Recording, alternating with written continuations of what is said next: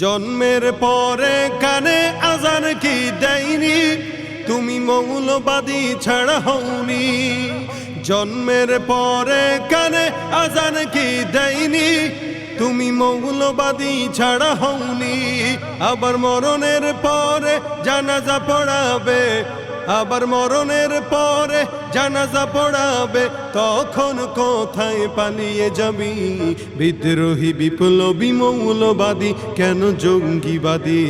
বিদ্রোহী বিপ্লবী মৌলবাদী কেন জঙ্গিবাদী?